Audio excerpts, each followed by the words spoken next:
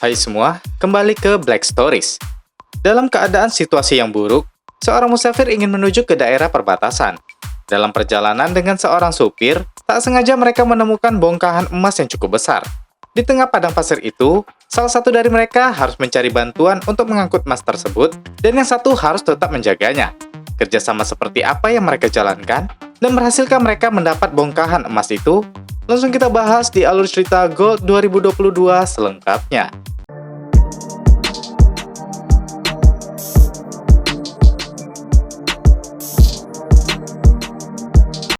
Seorang pria bernama Tony sedang berada di dalam kereta api dan melakukan perjalanan ke sebuah area perbatasan. Sebelum turun, dia sempat memberi makan pada seorang balita yang sedang digendong oleh ibunya. Tony pun sampai di tempat yang dia tuju. Dia pun memasuki wilayah perbatasan yang terlihat kumuh dan gersang itu. Tony kemudian menemui seseorang untuk mencari supir yang bisa mengantarnya ke wilayah yang disebut The Compound. Saat dia bertanya pada orang ini, orang itu tidak merespon sama sekali. Tony lalu bertanya di mana toilet berada. Pria itu lalu bilang kalau toilet ada di bagian belakang. Tony pun menuju ke arah toilet itu. Terlihat di sana sangat kumuh dan kotor. Begitu pula toiletnya, terlihat kotor dan menjijikan. Mau tidak mau, Tony pun masuk ke toilet itu. Saat Tony di dalam toilet, seorang pria menghampiri Tony dan bertanya tentang dirinya yang mencari supir untuk ke compound. Tony menjawab benar, dia mencari supir dan ingin pergi ke sana. Singkat cerita, Tony pun ikut bersama si supir. Supir ini bernama John. Dalam perjalanan, John menulis rincian harga yang harus dibayar Tony untuk bensin dan air sebesar $200. Tony merasa gerah di mobil itu. Dia mengotak-atik AC mobil, tapi John bilang AC tidak boleh hidup karena daya mesinnya tidak kuat. Perjalanan menuju ke arah timur pun berlanjut. Terlihat daerah itu sangat gersang dan cuacanya yang panas. Tiba-tiba, mobil mereka terhenti karena ban mobilnya pecah. Saat itu, John terlihat santai merokok. Sementara Tony sibuk mengeluarkan ban serap untuk mengganti ban yang pecah tadi. John sempat menawarkan bantuan, tapi Tony menolak dan bilang dia bisa mengerjakannya sendiri. Saat itu, ada suara anjing liar yang sedang memangsa anjing lainnya. John kemudian mendekati anjing-anjing itu. Tony hanya diam saja melihat John yang membunuh anjing tadi. Mereka pun kembali melanjutkan perjalanan.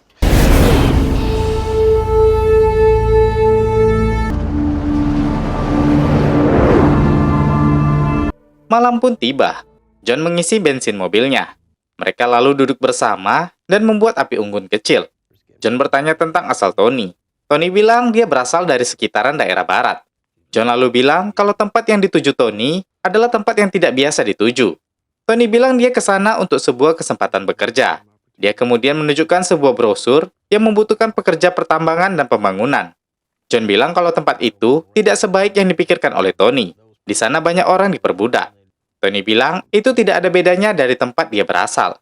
Hari pun sudah pagi, dan mereka kembali melakukan perjalanan. Kali ini, Tony yang mengemudikan mobil John. John sedang terlelap di tidurnya. Tony lalu iseng menghidupkan AC mobil itu. Dan benar saja, mobil mereka pun mogok. Pull the fuck over! John kesal dengan perbuatan Tony, padahal dia sudah memperingatkan Tony dari awal. Tony pun meminta maaf pada John. John bilang, mungkin hanya selang mobil mereka yang rusak.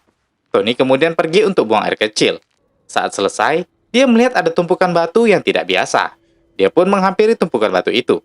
Dia mulai merasa curiga dengan sesuatu. Kemudian dia memanggil John yang sedang memperbaiki mobil tadi. John pun datang menghampiri Tony. Dia melihat batu yang berkilau tadi. John kemudian bilang, kalau itu dibakar dan tidak menghitam, berarti itu adalah emas.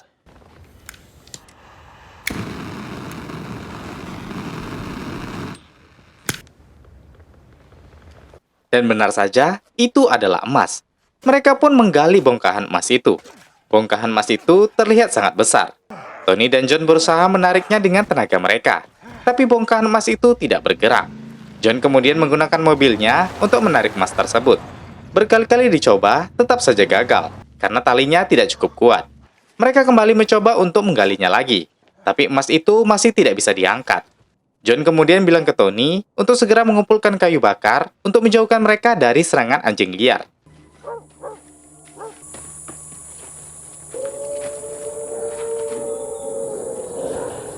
Hari sudah gelap.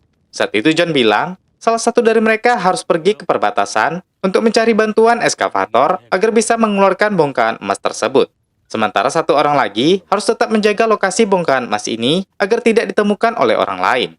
John bilang ada tempat di bagian timur yang bisa menyewa eskavator untuk mereka.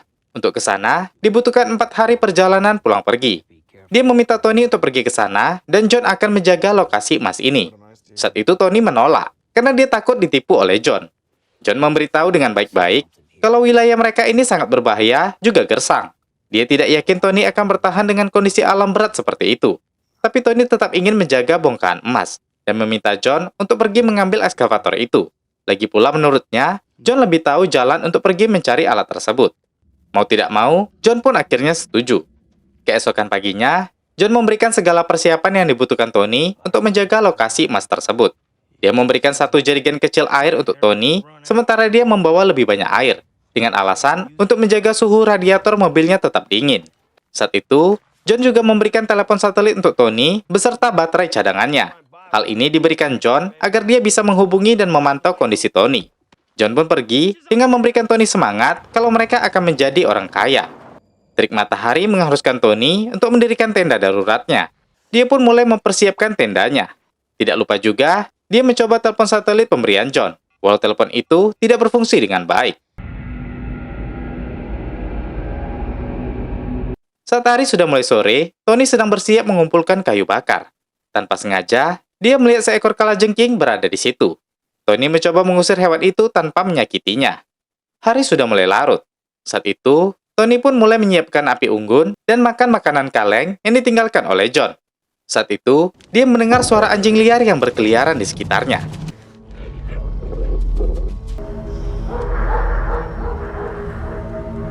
Matahari pun sudah bersinar terik. Tony pun terbangun seperti pada umumnya. Dia pun pergi untuk buang air besar. Dia juga ingat harus hemat dalam menggunakan air.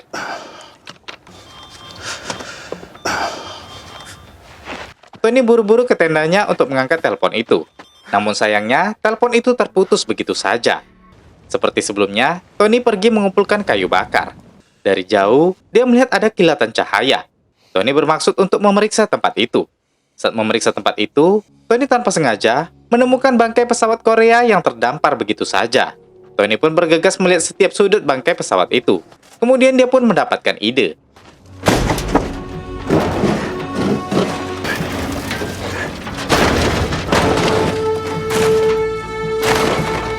Selesai membongkar puing-puing pesawat tersebut, Tony membawanya ke tempat di mana dia harus menjaga emas temuannya.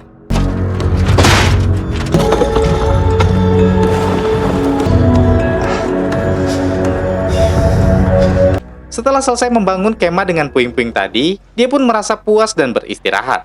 Hari semakin terik dengan panas yang luar biasa. Tony terbangun dan mendapati kulit wajahnya mulai melepuh. Tony keluar dan duduk di samping bongkahan emas tadi. Di sana ada kalajengking yang merayap di atas emas itu. Tony berbicara pada hewan itu kalau si hewan tidak tahu betapa berharganya tempat ini untuknya. Tiba-tiba, Tony mendapatkan ide. Dia berhasil memecahkan sedikit emas dari bongkahan besar itu. Hari mulai larut. Tony mendapatkan telepon dari John. Namun, John memberikan kabar buruk. Dia bilang mobilnya rusak kembali karena suhu radiator memanas. Dan ini akan memakan waktu lebih lama dari perkiraan sebelumnya. Tapi John berjanji dia akan bergerak secepat mungkin.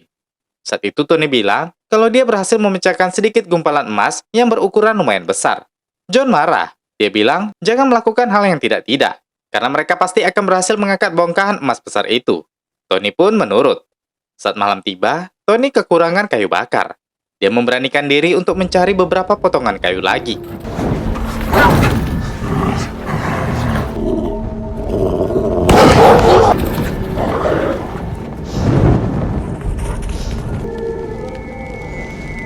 Tony tidak tidur malam itu. Dia memilih untuk beristirahat di pagi hari. Kondisi fisiknya semakin parah. Kulitnya mulai melepuh. Dia pun harus menghemat air yang tinggal sedikit. Tanpa sengaja, dia melihat seekor ular mendekatinya. Tony bermaksud untuk menikam ular itu agar bisa dia jadikan makanan.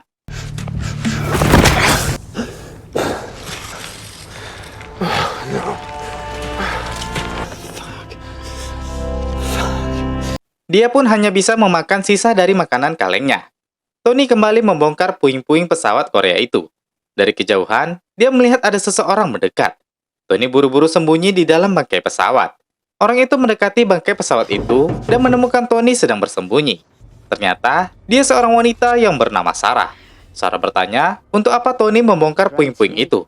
Tony menjawab datar dan bilang kalau dia tidak perlu tahu. Sarah kemudian menawarkan Tony dendeng ular. Tony menolak. Kemudian Sarah sengaja minum air di hadapan Tony. Sarah kemudian bertanya kembali, Tony bersama siapa dan kenapa di sini? Padahal ada sumur sekitar 5 kilometer dari lokasi mereka. Dan di sana juga banyak tempat untuk berteduh. Tapi Tony tidak bersedia memberi jawaban. Dia hanya bilang kalau dia lebih suka di sini. Hal ini membuat Sarah curiga. Dia berusaha mencari tahu apa yang dirahasiakan oleh Tony. Sarah melihat kemah milik Tony di balik bukit pasir. Sarah meminta kemah itu agar dia bisa berteduh di sana. Jelas hal ini ditolak Tony. Tony bilang, lebih baik Sarah mengambil alih bangkai pesawat itu. Di sana Sarah bisa berteduh lebih tenang. Hal ini justru semakin membuat Sarah curiga. Dia terus membuntuti Tony dan bergerak menuju kemah milik Tony. Banyak hal yang ditanyakan oleh Sarah pada Tony, hingga membuat Tony merasa kesal. Sarah menyarankan Tony untuk melepas sepatu dan beristirahat. Kemudian Sarah bergerak menuju kemah Tony. Tony berusaha menghentikan Sarah, tapi Sarah terlihat lebih segar daripada Tony yang sudah mulai dehidrasi. Saat Sarah sampai ke kemah itu, dia mengolok-olok kemah yang didirikan oleh Tony. Dia kembali mengoceh karena curiga Tony sedang menyembunyikan sesuatu. Fuck you, city boy! Now why don't you... Pukulan keras itu membuat Sarah tewas akibat pendarahan di kepalanya. Tony pun segera bertindak.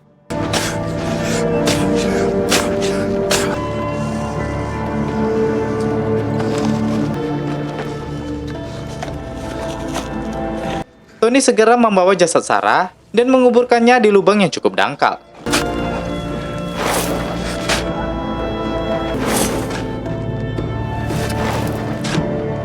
Karena kuburan yang dangkal, jasad Sarah mulai dimangsa oleh anjing-anjing liar. Tony kemudian membawa jasad Sarah jauh dari kemahnya. Kemudian dia kembali membawa banyak tumpukan kayu kering.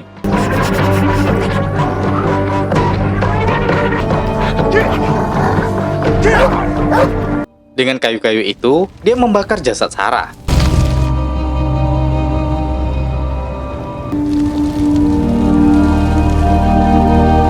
Keesokan paginya, Tony dibangunkan oleh telepon dari John.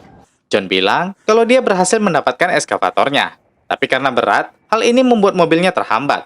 Tony mulai merasa takut, karena dia sudah tidak kuat dengan lahan yang tandus itu. Sesaat kemudian, dia menyadari ada mobil yang lewat. Tony buru-buru bersembunyi agar tidak ada yang melihatnya. Ketika hari mulai senja, terlihat angin bertiup kencang. Saat itu, Tony sedang mengumpulkan kayu bakar. Dia menyadari di hadapannya sudah ada badai pasir besar yang siap menerjang. Tony buru-buru lari menuju kemahnya. Tapi angin badai itu kuat sekali. Semua benda-benda terbang terbawa badai.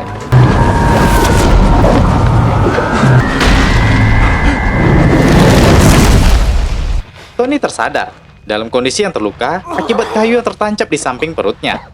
Dia melihat semua sudut rata dengan pasir. Semua benda-benda yang dia pakai untuk bertahan hidup di situ habis diterjang badai pasir.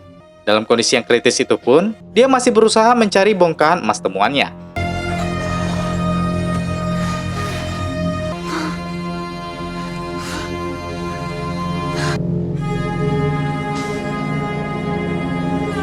Tony mencabut kayu yang tertancap itu.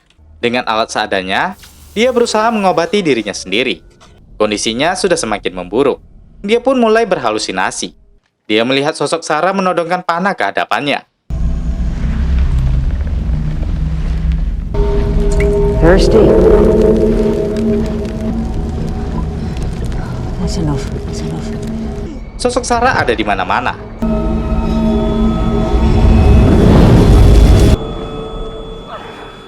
Tony berusaha bangkit. Dia merangkak sebisa mungkin.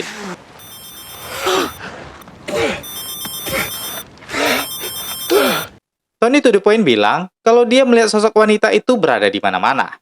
John yang mendengar itu panik. Dia takut kalau orang yang dibicarakan Tony tahu lokasi emas mereka. John meminta Tony untuk tetap menjaga emas mereka. Saat itu, Tony berusaha merangkak dan menutupi emas itu dengan pasir. Tiba-tiba, dia mendengar suara Sarah yang bertanya apakah Tony lapar. Tony terkejut melihat Sarah masih hidup. Wanita ini menawarkan Tony untuk membuatkannya makanan. Tapi Tony menolak dan mengusirnya. Saat itu, wanita ini bertanya, apakah Tony melihat saudari kembarnya atau tidak. Tony terkejut dan terheran. Ternyata wanita ini bernama Alisa, kembaran Sarah. Jadi, sosok Sarah yang memberikan minum saat Tony sekarat itu adalah Alisa. Karena terus diusir oleh Tony, Alisa pun pergi. Singkat cerita, Tony tersadar dari pingsannya. Dia dikelilingi oleh api unggun yang sepertinya dibuatkan oleh Alisa saat Tony tidak sadarkan diri. Dia mendapatkan telepon dari John. John bilang dia sudah dekat dan melihat gumpalan asap. Dia bertanya apakah Tony berada di dekat gumpalan asap itu. Tony mengiyakan hal tersebut.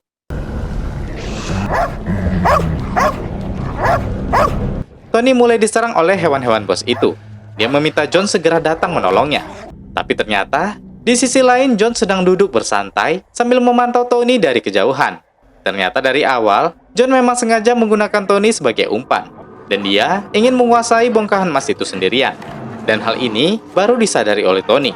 Jelas hal ini membuatnya kesal. Di kondisi tidak berdaya seperti itu, Tony pun diserang habis-habisan oleh anjing liar tadi.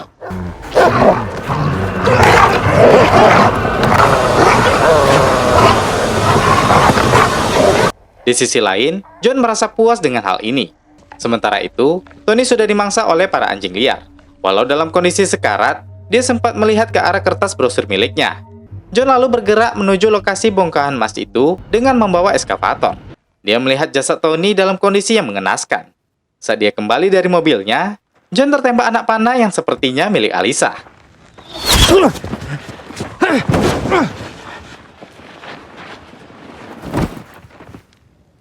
Cerita pun berakhir di sini. Bicara mengenai uang atau benda berharga, teman bisa menjadi musuh. Katanya, terlalu baik dengan orang tidak boleh.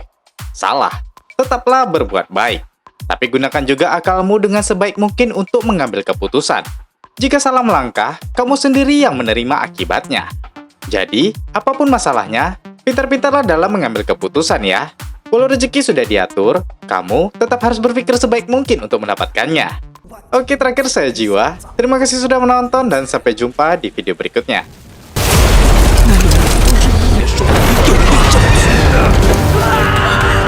什么情况？愣着干什么？打呀！你们没有消失，